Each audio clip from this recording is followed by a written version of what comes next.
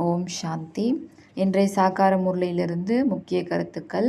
இன்றைய முரளியின் தேதி 23/4/2025.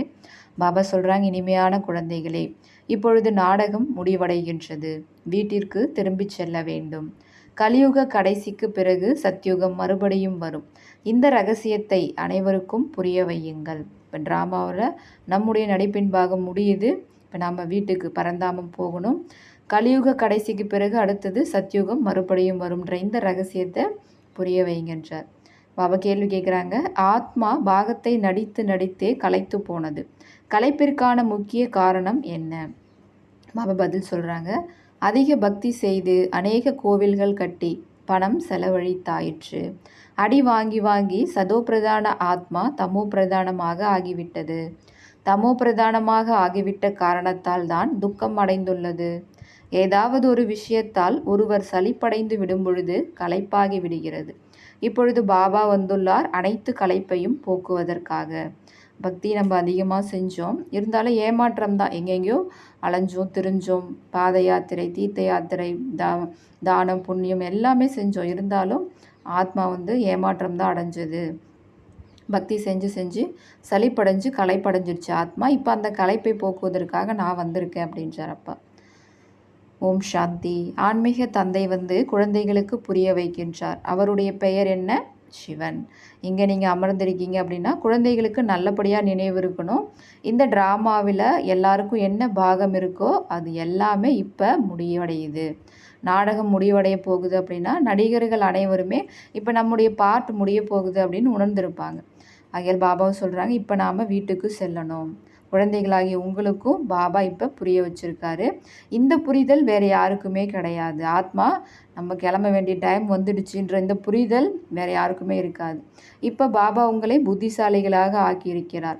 குழந்தைகளே, இந்த நாடகம் முடிவடையுது. இப்போ புதிதாக சக்கரம் சுற்ற ஆரம்பமாகுது. புது உலகத்தில் சத்யுகம் இருந்தது. இப்போ பழைய உலகத்தில் இந்த கலியுகத்தினுடைய கடைசி நேரம். இந்த விஷயங்களை நீங்கள் தான் தெரிஞ்சிருக்கீங்க. ஏன்னா தந்தை உங்களுக்கு கிடச்சிருக்கார், அவர் சொல்லித்தரார். இதுபோல் யார் புதிதாக வந்தாலும் அவங்களுக்கு இந்த விஷயத்தை சொல்லி புரிய வைங்கன்றார். அதே போல் மனிதர்கள் நாடகம் முடியுது அப்படின்னா இப்போ பிரளயம் வரும் அப்படின்னு புரிஞ்சுக்கிறாங்க. அப்படின்னா இந்த உலகமே முடிஞ்சிருமா அப்படின்னா அப்படி கிடையாது. இப்போ இந்த பழைய உலகத்தினுடைய விநாசம் எப்படி ஏற்படுது அப்படின்றது உங்களுக்கு தெரியும். மற்ற கண்டங்கள் எல்லாம் அழிஞ்சிரும், ஆனால் அந்த பாரதம் மட்டும் அழியாது. இது அவிநாஷி கண்டம். பாபா இங்கே வர்றதுனால இந்த சிந்தனைகள் வேறு யாருடைய புத்தியிலும் வராது. இப்போ இந்த நாடகம் முடியுது, இது மீண்டும் பழையபடி ஆரம்பமாகும். முன்னாடி கூட நாடகம்ன்ற பேர் உங்களுடைய புத்தியில் இல்லாமல் இருந்தது. இந்த உலகத்தில் இருக்கக்கூடிய கூட சொல்லுவாங்க, இந்த உலகம்ன்ற நாடக மேடையில் நாமெல்லாம் நடிச்சிட்ருக்கோம் அப்படின்னு ஒரு பேச்சுக்காக சொல்லிட்டு வருவாங்க. ஆனால் அப்படி சொல்லும்போது அவங்களுக்கு அந்த சரீரத்தினுடைய உணர்வு தான் இருக்கும். ஆனால் இப்போ பாபா சொல்கிறாரு, தங்களை ஆத்மா என உணருங்கள் மற்றும் பாபாவை நினைவு செய்யுங்கள். இப்போ நாம் வீட்டுக்கு திரும்பி போகணும். அது இனிமையான வீடு, அதாவது பரந்தாமம். அந்த நிராகாரி உலகத்தில் ஆத்மாக்களாகிய நாம் வசிக்கிறோம். இந்த ஞானம் எந்த ஒரு மனிதரிடமும் இல்லை அப்படின்றார். முதல்ல யார் வராங்க, எப்படி இந்த தர்மங்கள் நம்பர்வார் வருது அப்படின்ற இந்த விஷயங்கள் எந்த ஒரு சாஸ்திரத்துலேயும் கிடையாது. இந்த தந்தை தான் புது விஷயங்களை புரிய வைக்கிறாரு. இதை வேறு யாராலையுமே புரிய வைக்க முடியாது. பாபாவும் ஒரே ஒரு தடவை தான் புரிய வைக்கிறாரு. ஞானக்கடலாகிய பாபா வருவதே ஒரே ஒரு முறைதான். அதுவும் புதிய உலகின் ஸ்தாபனை மற்றும் பழைய உலகின் விநாசம் செய்ய வேண்டிய சமயத்தில், இந்த சங்கம் யுகத்தில் பாபாவின் நினைவோடு கூடவே இந்த சக்கரமும் புத்தியில் இருக்க வேண்டும். நாடகமோ ஒருபோதும் பழையதாக ஆவது இல்லை. நாடகமோ என்றும் புதியதாகவே உள்ளது. ஏன்னா இது நடந்துக்கிட்டே இருக்குது. மற்றபடி இந்த உலகம்தான் பழையதாக ஆகுது. நடிகர்கள் நாம் தமோ பிரதான துக்கம் நிறைந்தவர்களாக ஆகிறோம், களைச்சு போயிடுறோம். ஆனால் சத்தியுகத்தில் களைத்து போவதே கிடையாது. அங்கே களைத்து போவதற்காக அல்லது சளிப்படைவதற்கான எந்த விஷயமும் இருக்காது.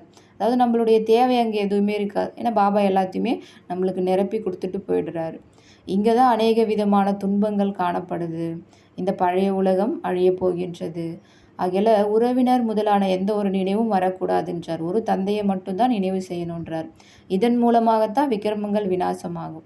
அதாவது பாவகர்மங்கள் அழிவதற்காக வேறு எந்த ஒரு உபாயமும் கிடையாது. இது ஒன்றே ஒன்று தான்றார். கீதையில் கூட மன்மனா பவ அப்படின்ற அந்த வார்த்தை இருக்குது. ஆனால் அர்த்தத்தை யாராலும் புரிஞ்சிக்க முடியாது.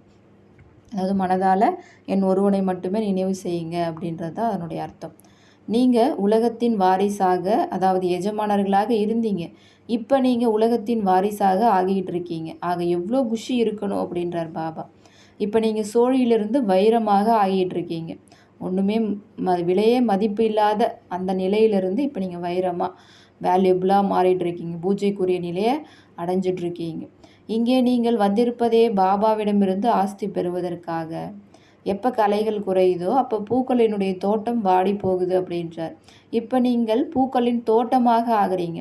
சத்தியுக தோட்டம் எவ்வளோ அழகாக இருக்குது. பிறகு கொஞ்சம் கொஞ்சமாக கலைகள் குறைஞ்சிக்கிட்டே போகுது. சத்தியுகம் முடிஞ்சு திரேதாயுகத்தில் அங்கே ஸ்டார்டிங்கில் பார்த்திங்கன்னா 2 கலைகள் குறைஞ்சிரும் இல்லைங்களா. அப்போ தோட்டம் வாடுதுன்றார். ஆனால் அப்படியே கொஞ்சம் கொஞ்சமாக குறைஞ்சி இருந்துருச்சு. இப்போ பார்த்தா ஒரு முள் நிறைந்த காடாக ஆயிடுச்சு அப்படின்றார். இப்போ நீங்கள் தெரிஞ்சிருக்கீங்க. ஆனால் இந்த உலகத்தில் இருக்கக்கூடியவங்களுக்கு எதுவும் தெரியாது. இந்த ஞானம் உங்களுக்கு தான் கிடைச்சிட்ருக்கு. இது புதிய உலகத்திற்கான புதிய ஞானம். புதிய உலகம் ஸ்தாபனை ஆகுது. அதை ஸ்தாபனை செய்யக்கூடியவர் பாபா. பாபா தினமும் வந்து புரிய வச்சுக்கிட்டே இருக்காரு. அதை தாரணை செய்து பிறகு மற்றவர்களுக்கு புரிய வைக்கணும் அப்படின்றார். முதல்ல முக்கிய விஷயத்தை புரிய வைக்கணும். என்னென்னா நம்முடைய தந்தை யார் அப்படின்ற விஷயத்தை ஃபஸ்ட்டு புரிய வைங்கன்றார். அவரிடமிருந்து நாம் ஆஸ்தி பெற வேண்டும். அதே போல் ஸ்கூலில் கூட மாணவர்களுடைய புத்தியில் ஞானம், அந்த நாலேஜ் தான் இருக்கும். வீடை பற்றியோ எதை பற்றியுமே திங்க் பண்ண மாட்டாங்க. வேலை தொழில் பற்றிய விஷயங்கள்லாம் அவங்களுடைய புத்தியில் இருக்காது. படிப்பு தான் அவங்களுடைய புத்தி ஃபுல்லாமே அதில் தான் நிறைஞ்சிருக்கும். ஆனால் அதே போல் தான் இங்கேயும் இருக்கணும். நீங்கள் இல்லறத்தில் இருங்க, கர்மங்களை செய்யுங்க. ஆனால் இந்த படிப்பை படிங்க. உங்களுடைய புத்தியில் இதுதான் இருக்கணுன்றார். அதே போல் அந்த சன்னியாசிகள் என்ன பண்ணுறாங்க, வீடு வாசலில் விட்டு போயிடுறாங்க இல்லைங்களா. நீங்கள் அந்த மாதிரிலாம் விட்டு போவது கிடையாது. இது ராஜயோகம், இல்லற மார்க்கம்ன்றார். ஏன்னா பாபா அங்கே சத்தியோக ஸ்தாபனை எப்படி உருவாக்குறாரு, தூய்மையான இல்லற ஆசிரமத்தை தான் உருவாக்குறார். அதனால் நீங்கள் எதையும் விட்டு வர வேண்டியதில்லை. எல்லா காரியத்தையும் செஞ்சாலும் இல்லறத்தை பராமரித்தாலும் புத்தியை என்கிட்ட செலுத்துங்க அப்படின்றார். இந்த உலகம் எப்படி அழுக்காக இருக்குது பாருங்கள். ஆகையால் இதில் என்ன ஈடுபாடு செலுத்த வேண்டியிருக்கு அப்படின்றார். இதை பார்க்கும்போதே வெறுப்பு தானே வருது அப்படின்றார். இங்கே எத்தனை கண்டம் இருக்குது. ஆனால் ஒரு ஐரோப்பிய கண்டமே எவ்வளோ பெருசாக இருக்குது பரப்பளவில். சத்தியுகத்தில் அங்கே நாம் மட்டும்தான் இருப்போம். மீதி எந்த கண்டமுமே இருக்காது. ஆக இதை கூட நினச்சிங்க, உங்களுடைய புத்தியில் இது கூட இருந்துச்சு அப்படின்னா மகிழ்ச்சி நிறைந்த மனநிலை இருக்கும் அப்படின்றார். இன்னும் கொஞ்சம் சமயம்தான் இருக்குது. அவங்க லட்சக்கணக்கான ஆயிரக்கணக்கான வருடங்கள்னு சொல்லிட்டாங்க. ஆனால் பாபா சொல்கிறார் 5000 வருடத்தினுடைய விஷயந்தான், அதுக்கு மேலெலாம் இருக்காது அப்படின்றார். இதுக்கே இந்த உலகத்தில் மக்கள் தொகை எவ்வளோ அதிகமாகுது, எவ்வளோ மாசுபாடு ஏற்படுது. இன்னும் பல லட்சம் வருஷம், ஆயிரக்கணக்கான வருஷம்லாம் எப்படி தாங்க பிடிக்க முடியும். ஆகையால் 5000 வருஷம்தான் அப்படின்றார். புத்தியில் இது நினைவிருக்க வேண்டும். நாம் மாணவர்கள், நமக்கு பகவான் படிப்பு சொல்லித்தரார் அப்படின்ற இந்த நினைவு இருக்கணுன்றார். அப்போ எவ்வளோ குஷி இருக்கணும். ஆனால் இது ஏன் மறந்து போகுது அப்படின்னு கேட்குறார். ஏன்னா மாயா ரொம்ப சக்தி வாய்ந்தது, அது மறக்கடிச்சிடுதுன்றார். அதே போல் இந்த உலக கல்வியில் அநேக விதமான கல்வி கற்றுத்தரப்படுது. நிறைய டீச்சர்ஸ் இருப்பாங்க. ஆனால் இங்கே பாபா ஒருத்தர் தான் நமக்கு டீச்சர். ஒரே ஒரு படிப்பு தான் சொல்லித்தரார். மற்றபடி உதவியாளர்களான ஆசிரியர்கள் அவசியம் வேண்டும். பள்ளிக்கூடம் ஒன்று தான், மற்றபடி கிளைகள் அநேகம் இருக்குது. கற்பிக்கக்கூடியவர் ஒரு தந்தை தான். தந்தை வந்து அனைவருக்கும் சுகம் தரார். அரை கல்பத்திற்கு நாம் சுகமாக இருப்போம். ஆக இந்த குஷியும் இருக்கணும். என்ன, சிவபாபா நமக்கு படிப்பு சொல்லித்தராரு அப்படின்ற அந்த குஷி இருக்கணுன்றார். சிவபாபா சொர்க்கத்தினுடைய படைப்பை படைக்கிறாரு. நாம் சொர்க்கத்தினுடைய எஜமானராக ஆவதற்காக படிக்கிறோம். ஆகையால் நமக்கு எவ்வளோ குஷி உள்ளுக்குள்ளார் இருக்கணும் அப்படின்றார். இப்போ அந்த மாணவர்கள் வீட்டில் இருக்கிறாங்க அப்படின்னா அப்போ எல்லா காரியங்களும் செய்வாங்க, அப்புறம் படிப்பாங்க. ஆனால் இங்கே பாபா வீட்டிலே இருந்து படிக்கிறாங்க அப்படின்னா அது ஹாஸ்டல் மாதிரி அப்படின்றார். அவங்களுக்கு வேறு எந்த வேலையும் இருக்காது, படிப்பின் மீது அதிகமாக கவனம் இருக்கும் அப்படின்றதுக்காக சொல்கிறார் பாபா. இந்த மதுபன் பிராமணர்களாகிய உங்களுடைய கிராமம் போன்றது. இங்கே தந்தை குழந்தைகளாகிய உங்களுக்கு அமர்ந்து புரிய வைக்கிறார். உலகத்துக்கே எஜமானராக ஆக்குறாரு. யாராவது சூத்திரர்களை அழைத்து வருவார்களானால் வைப்ரேஷனை கெடுத்து விடுவார்கள். குழந்தைகளாகிய உங்களுடைய நடத்தை மிக ராயலாக இருக்க வேண்டும். இன்னும் போக போக உங்களுக்கு அதிக சாட்சாத்காரம் ஆகிக்கொண்டே இருக்கும். அங்கே என்னென்ன இருக்கும் சத்தியுகத்தில், மிருகங்கள் கூட எவ்வளோ நல்லதாக இருக்கும். அங்கே இருக்கக்கூடிய எல்லா பொருட்களுமே ஃபஸ்ட் கிளாஸாக இருக்கும். சத்தியுகத்தில் இருக்கக்கூடிய எந்த ஒரு பொருளும் இப்போ நம்ம பார்க்கவே முடியாது. அங்கே பாபா சொல்லுவாங்க, அங்கே இருக்கக்கூடிய அந்த சத்தியுகத்தினுடைய லக்ஷ்மி நாராயணனுடைய அந்த முக அழகு கூட இங்கே நம்ம உருவாக்கக்கூடிய அந்த பிக்சரில் ஒரு பர்சன்டேஜ் கூட இருக்காது அப்படின்னு வரப்போ அந்த பொருட்களும் அந்த மாதிரி இங்கே எதுவுமே இருக்க முடியாதுன்றார். அதே போல் பாபா சொல்கிறாங்க, உங்களுடைய புத்தியில் உள்ளது. நாம் சொர்க்கத்திற்காக பரீட்சையில் பாஸ் செய்து கொண்டிருக்கிறோம். எவ்வளோ படிக்கிறோமோ அவ்வளவு பிறகு மற்றவர்களுக்கும் கற்றுக் கொடுப்போம். ஆசிரியராகி மற்றவர்களுக்கு வழி சொல்கின்றனர். அனைவரும் ஆசிரியர்கள். ஆகையால் எல்லாருக்குமே சொல்லித்தரணுன்றார். முதலிலோ தந்தையினுடைய அறிமுகம் கொடுத்து பிறகு சொல்லணும். தந்தைக்கிட்டிருந்து இந்த ஆஸ்தி கிடைக்கிது, அதாவது சொர்க்கத்தினுடைய ஆஸ்தி, முக்தி, ஜீவன் முக்தி. கீதையை பாபா சொல்லி இருக்கிறார். கிருஷ்ணர் பாபாவிடம் ஞானம் கேட்டு இந்த பதவி பெற்றுள்ளார். பிரம்மாவும் ஷிவ் பாபாவிடம் படித்து கொண்டு இருக்கின்றார். இப்பொழுது நீங்கள் விஷ்ணுபுரி செல்வதற்காக படிக்கிறீர்கள். இது உங்களுடைய அலௌகிக வீடு மதுபன். லௌகிக வீடு அவங்களுடைய அந்த உடலுக்கான வீடு, பரலௌகிக வீடு ஆத்மாவுக்கான வீடு, பிறகு இந்த மதுபன் அலௌகிக வீடு. இது புது விஷயம் இல்லையா அப்படின்றார். இவர் பரலௌகிக தந்தை யார்? ஷிவ் பாபா. இந்த பிரம்மா அலௌகிகமானவர். இவரை நீங்கள் சூட்சும வதனத்துலேயும் பார்க்குறீங்க, பிறகு இங்கே இந்த சாக்கார வதனத்துலேயும் பார்க்குறீங்க. அப்போ இருந்தார் பாபா, இப்போ சம்பூர்ணமாயிட்டார். லௌகீக தந்தையையோ இங்கே பார்க்க முடியும், பரலௌகீக தந்தையை பரலௌகீகத்தில் தான் பார்க்க முடியும். இந்த பிரம்மா இவர் அலௌகீகமான அற்புத தந்தை. பக்தியில் இருக்கவங்களாம் இறைவன் அகண்ட ஜோதி பிரம்மம் அப்படின்னு சொல்லிடுறாங்க. ஆனால் நமக்கு தெரியும் அவர் ஒரு ஒளி புள்ளியானவர், நிராகாரமானவர், இறை தந்தை. அநேக வழிமுறைகள் இருக்குது, ஆனால் உங்களுக்கு ஒரே ஒரு வழிமுறை தான். ஒருவர் மூலமாக பாபா வழிமுறை தர தொடங்கினார். பிறகு எவ்வளோ விருத்தி அடையுது. குழந்தைகள் அனைவருக்கும் தந்தை ஒருவர் தான். அவர் தான் எல்லாருக்குமே சுகம் தருவார் இல்லையா? புது உலகத்திலோ சுகத்தின் மேல் சுகம். மற்ற அனைவருமே அந்த டைமில் சாந்தி தாமத்தில் இருப்பாங்க. இது உங்களுடைய புத்தியில் இருக்கணும். ஏன்னா இப்போ நாம் சாந்தி தாமத்துக்கு போக போகிறோம், வீட்டுக்கு போக போகிறோம். இப்போ எவ்வளோ வீடு கிட்ட அருகாமையில் வருதோ, அப்போ இன்று உலகம் எப்படி இருக்குது, நாளை உலகம் எப்படி வரும், என்னவா இருக்கும், இது எல்லாத்தையுமே நீங்கள் பார்ப்பீங்க அப்படின்றார். சொர்க்கத்தினுடைய ராஜ பதவியை அருகில் பார்த்து கொண்டே இருப்பீர்கள். ஆக குழந்தைகளுக்கு முக்கிய விஷயத்தை பாபா புரிய வைக்கிறார். இதெல்லாம் புத்தியில் நினைவு இருக்கணும். என்னன்னா, நாம் இப்போ பள்ளிக்கூடத்தில் அமர்ந்திருக்கோம், ஸ்கூலில் உட்காந்துருக்கோம், பாபா டீச்சராகி நமக்கு படிப்பு சொல்லித்தரார். சிவபாபா இந்த ரதத்தில் சவாரி செய்து வந்திருக்கார். எதுக்காக? நமக்கு படிப்பு சொல்லித்தரத்துக்காக. இவர் பாகீரதம். பாபா ஒரே ஒரு முறை தான் அவசியம் வருவார். பாகீரதம்னா பாகியசாலி ரதம். அதே போல் பாபா சொல்கிறாங்க, விநாசத்திற்கான ஏற்பாடுகளையும் பார்த்து கொண்டு இருக்கின்றீர்கள். இயற்கை சேதங்களும் நடைபெறப் போகின்றன. வெடிகுண்டுகளால் தான் இவ்வளவு வேலை நடைபெறும், அதாவது அழிவிற்கான வேலை. அப்போ மனிதர்கள் சண்டையிடுவதற்கு தேவையில்லாமல் போகும், வெறும் பாம்ஸ் மட்டுமே பயன்படுத்துவாங்கன்றார். நிலநடுக்கங்கள் நடந்து கொண்டே இருக்கும். ஒருவர் மற்றவரை கொன்று கொண்டே இருப்பார்கள். இரத்த ஆறு ஓடும் நாடகமோ நடக்கப் போகிறது இல்லையா? ஆக இங்கே எப்பொழுது அமர்கிறீர்களோ இந்த விஷயங்களை பற்றி சிந்தனை செய்ய வேண்டும். இதுதான் லாஸ்ட் ஸ்டேஜ். அப்போ இதெல்லாம் நம்ம திங்க் பண்ணணும். அடுத்தது வரக்கூடிய எதிர்கால உலகத்தையும் நினைவு பண்ணணும். சாந்தி தாமம் சுகதாமத்தை நினைவு செய்து கொண்டே இருங்கள். மனதை கேளுங்கள். நமக்கு என்ன நினைவு இருக்கிறது? இந்த உலகம் இருக்கா, இல்லை நம்மளுக்கு எதிர்காலம் பாபாவுடைய நினைவு இருக்கா, எதிர்காலம் நினைவு இருக்கா? எது நம்மளுடைய புத்தியில் இருக்குன்னு பார்க்க சொல்கிறார். பாபாவின் நினைவு இல்லை என்றால் நிச்சயமாக புத்தி எங்கோ அலைகின்றது.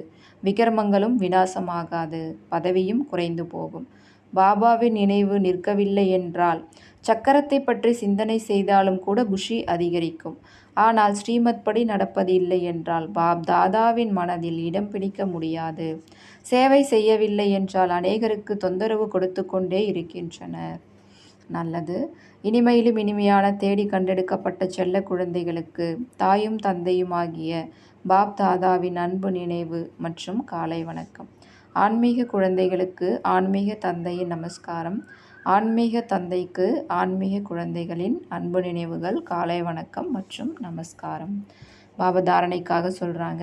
முதல் பாயிண்ட், சதா மகிழ்ச்சியாக இருப்பதற்காக புத்தியில் படிப்பு மற்றும் படிப்பை சொல்லித்தரும் பாபாவின் நினைவு இருக்க வேண்டும்.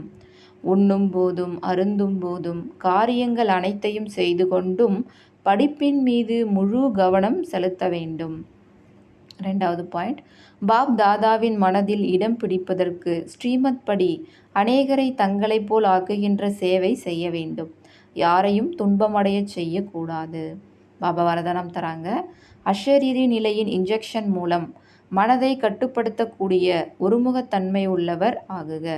அஷரீரி நிலைனா சரீரத்திலிருந்து விடுபட்ட நிலை, சரீரமற்ற நிலை. இந்த இன்ஜெக்ஷனை நீங்கள் போட்டுக்குவோங்க. அப்படி போட்டுக்கிட்டிங்கன்னா மனம் உங்களுடைய கண்ட்ரோலில் வந்துடும். அப்போ நீங்கள் ஒருமுகத்தன்மை அப்படி அதே ஒரே நிலையில் இருக்க முடியும் சார். பாபா விளக்கம் சொல்கிறாங்க, தற்காலத்தில் எப்படி ஏதாவது கட்டுப்பாட்டில் வருவதில்லை என்றால் மிகவும் தொந்தரவுக்குள்ளாகி விடுகிறார்கள், ஆவேசப்படுகிறார்கள் அல்லது பைத்தியமாகி விடுகிறார்கள். எனவே அவர்களுக்கு அத்தகைய ஒரு இன்ஜெக்ஷன் போட்டு விடுகிறார்கள்.